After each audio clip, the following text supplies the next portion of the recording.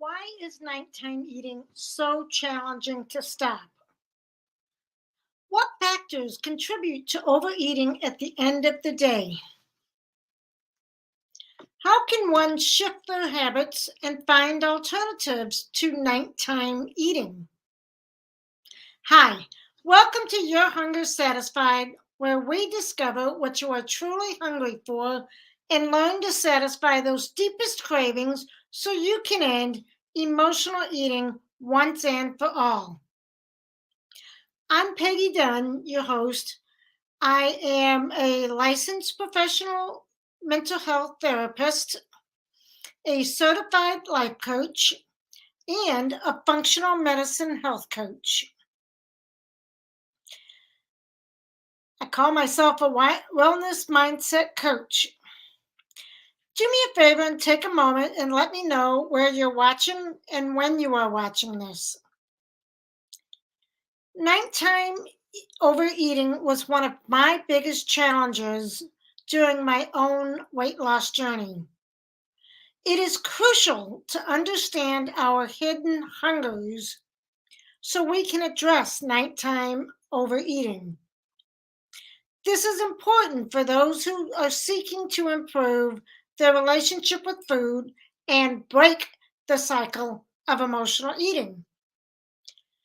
By recognizing the underlying causes and implementing effective strategies, we can regain control over our eating habits and move forward towards a healthier, more balanced lifestyle. So, today we're going to explore the common challenge of nighttime overeating and provide insights into why this habit can be so difficult to break. We're also going to delve into practical strategies for overcoming this behavior and finding healthier alternatives to soothe your mind and your body. Let me ask you, what time of day do you find most challenging when it comes to eating? Nighttime eating is one of the most challenging habits to break on the journey to healthier eating. This behavior also often creeps in as a response to a complex web of emotion and needs that accumulate throughout the day. Understanding why nighttime overeating is so hard to stop is its first step to overcoming it. For some, the end of the day becomes a culmination of neglecting self care and putting their own needs last. This neglect can lead to feelings of emptiness, where you crave something just for yourself.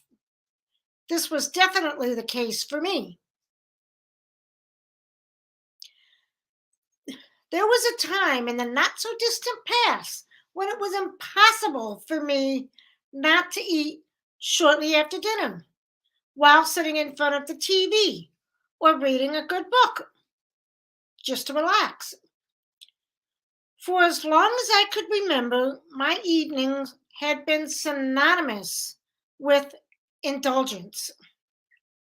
Now, it's not the kind of indulgence that one might associate with luxury or extravagance, but instead it was a routine that revolved around me, satisfying my cravings, except for the most important one, the need for self care.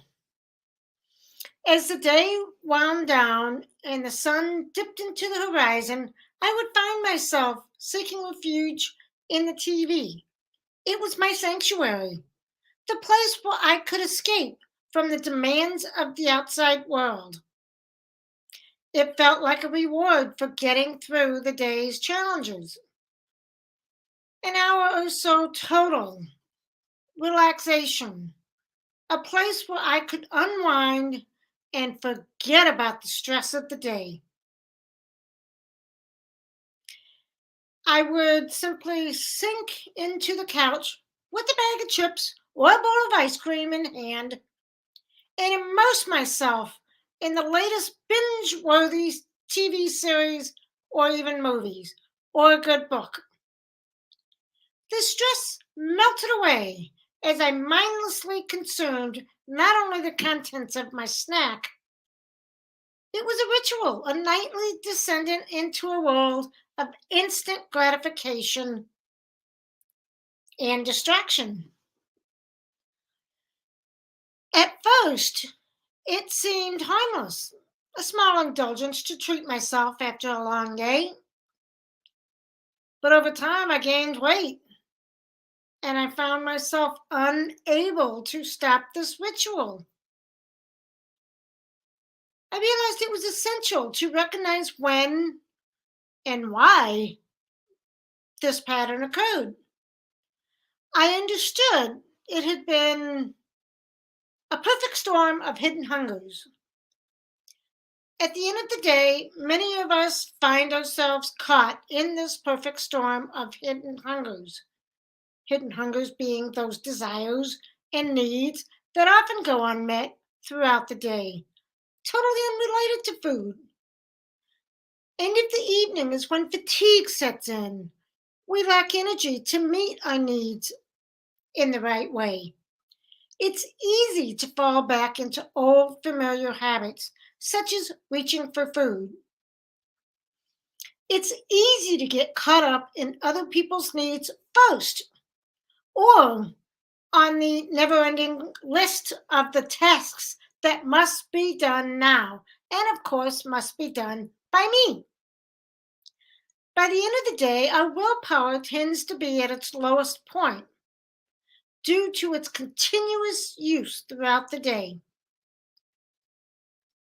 Additionally, factors like we typically skip meals or we eat irregularly. Unstable blood sugar levels can contribute to these evening cravings. The depletion of energy and willpower makes it challenging to resist the allure of food. When I'm tired is the absolute hardest time to resist food for me, and for most people, if I'm honest. Food is designed to be our fuel, our source of energy. No wonder it's hard to resist when we are tired, fatigued. We're looking for energy. Food often becomes a comforting escape at the end of the day. It's easily accessible. It engages all of our senses: smell, taste, touch, sight. When you're low on energy and are tired, your focus tends to narrow to the immediate moment, and this makes food an attractive option. It can serve as a reward, an escape, a source of comfort, or a way to temporarily quiet our mind. This is one of the reasons food has such an appeal. We use it for so many reasons: to give us energy, to take a mental and sometimes physical break, to distract ourselves from something, to comfort ourselves, and even at times to celebrate an occasion. We need to consider a more compassionate approach. When we do not take care of our needs during the day, we often feel overwhelmed in the evening because so many of our needs never got met. Some of those needs we've neglected during the day. Some of them include loneliness, so you eat to distract yourself or to fill the time. Some of us feel social pressure to eat in the evening, especially if they're with family or friends.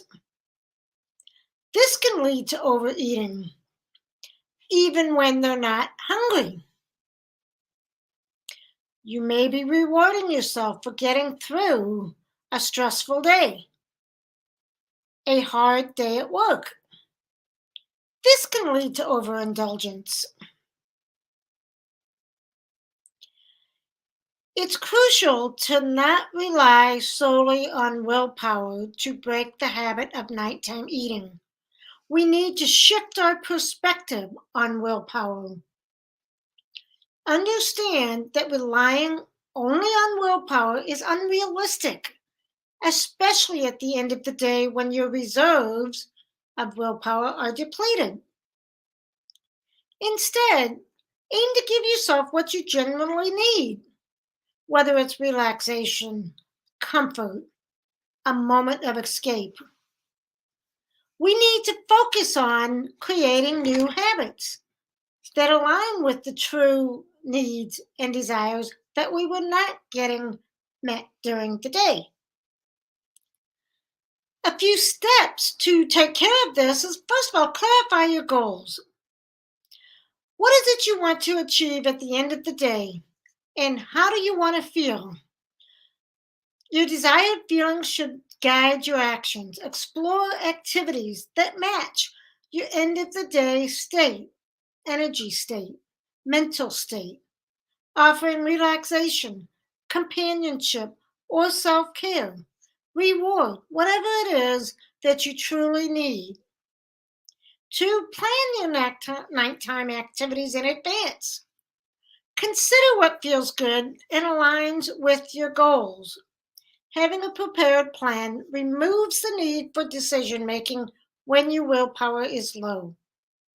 Like, I have a few activities that I like to do in the evening to relax me, like a bubble bath, sing a few songs on my playlist.